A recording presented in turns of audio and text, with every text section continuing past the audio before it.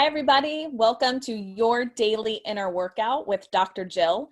My name is Rebecca, and we are here to show you how the BioCode system can help transform your life one moment at a time. As we continue this series today, we're going to talk about BioCode 3. We refer to it as the timing codes, and it's all about self-regulation. You know, sometimes we get carried away in an emotional situation and we feed the fire or just don't know what to do in that moment. And BioCode 3 really gives us the tools to work out those situations a little bit better. So Dr. Jill, how are you today? Hey, Rebecca, great to see you. I'm so glad to be here today and share a little bit about timing, because you and I know timing is everything. You know, we always keep talking about the biocodes, how it's done in moments that don't feel good, whether we're having a challenge and we're emotional ourselves, or maybe the situation is emotional. And I promise you, whether you have the right advice, the right words, if you're saying it in the wrong time, it's absolutely going to be the wrong advice. Because we have to understand that there is a time to feel. Our feelings are for feeling. That's why they came in the box, right?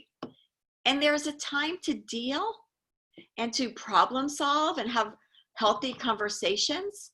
But when emotions are unstable, or they're not what we call neutral, then that's never the right moment. So we're going to learn how to selectively choose when and how, in a very, very kind way, to know when to have a conversation, or maybe when to walk away from that conversation without making the situation wrong. And honestly, with all biocoding, the person it's all about you. And the person that you're having that conflict with, or even maybe you're just trying to solve something and think about something, why you did something or why something didn't go well, and you're alone. But we want to start to notice this, and we want to do it anonymously when we're with other people, because in the process of helping people, we never want to cause harm or helping ourselves. So we're going to learn the timing skills of how to do that. So I want you to picture that emotions, for the sake of this course, are going to live in three different categories. We have neutral, or what we like to call stable emotions. Now, a stable emotion is emotion that feels good. It doesn't mean it's calm and zen. It could be. It could be very calm, or it could be super excited. We could be like, oh my God, this is so amazing, right? The intensity of it could vary, but it's a very stable emotion. When emotions are stable, it means the door is open and that person can receive. But when emotion becomes unstable or triggered for whatever reason, it usually goes in one of two directions. Either it gets high and angry and very frustrated, right? We've all felt that before. Or the emotions go low and sad and depressed and like, oh my God, nobody likes me. I can't believe I did that. What's wrong with me, right? And we go into that beat ourselves up party. When emotions go high and are unstable, or low and are unstable, it means the door is closed. And if a door is closed, you're not getting in. You are not getting in. That's the time where you or the other person needs to be in feel mode. It means you're supposed to feel your feelings, go through the process of feeling them. Of course, it's perfect and okay to feel your feelings, but then we wait till they settle down.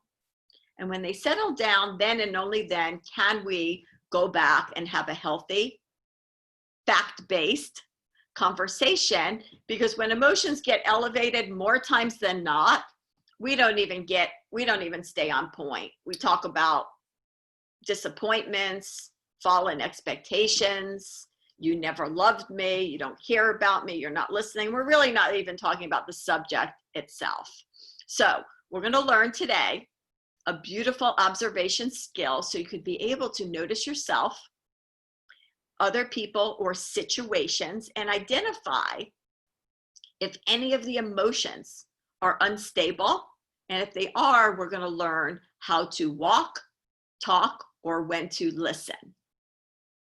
Yes. So what do we do when we notice a closed door? If someone is withdrawn or, extra angry or frustrated, coming at us with a storm of emotions, if you will, what do we do then? Do we keep banging on the door?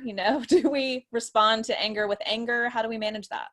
It's so funny that you say that, like banging on the door, because I have coached people for so many years, and a lot of people bang on that door. Somebody's upset and they're agitated and they're really trying to say what they're feeling, but their emotions are so upset, and the person talking to them goes, "Calm down." And we all know what happens in that moment. Nobody calms down. Never in the history of calm down has anybody ever really calmed down. They get even madder, even more angry. They run towards them, right? So what we're going to do is, it's a strategy where it's all about you. I want you to notice if your emotions are starting to get elevated or unstable or sad. And if they are, I want you to gently and kindly get used to moving away from the situation without making the situation the reason, without making it wrong. Maybe you could say like, "Hey, could you give me a minute? I need to go use the restroom," or "I got to get some water." Emotions have a way of settling down very, very quickly, like a magnet to a metal. When we pull it apart, it gives it time to settle down. And taking that little tiny moment, maybe walk a little slower to go get your water. Drink your water. And when you come back in, go right back to the fact. Go right back to the fact, not to the disappointment or "you're not listening to me." And you're going to notice conversations starting to move forward in the most effective way. People will feel heard. Things will settle down. Now, here's a cool thing also. You could do this when other people are agitated. Let's just say they're the emotional one. It's still going to be your turn. You're going to notice it. You're not going to tell them, "I'm moving away from you," because you are not centered. We're not going to say that, because we don't want to cause harm. We don't want to make them part of this behavioral process. It's only about us. So you again will notice somebody's getting agitated, and you will gently once again move away from the situation without making that the reason. But here's the thing. You got to come back. You got to come back. This is not avoiding. This is not taking the high road. This is not running around the corner and saying like, "You're too much. I can't deal with you," and then forgetting it. No, we have to come back and talk about it and work things out, or at least let people be heard. But we must make sure that those emotions settle down before we do that. Yeah, that power of pause really is a strong thing. It gives you the opportunity to reset and come at things from a more stable, objective perspective. That's so powerful, Dr. Jill. Absolutely. So this week, what we're going to do is we're going to notice any emotional instabilities in ourselves and in other people. And it's a good thing if you see that.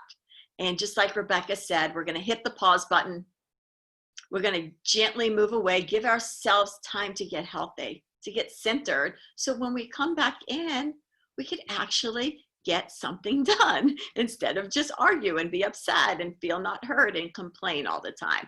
So I want y'all to hit the pause button.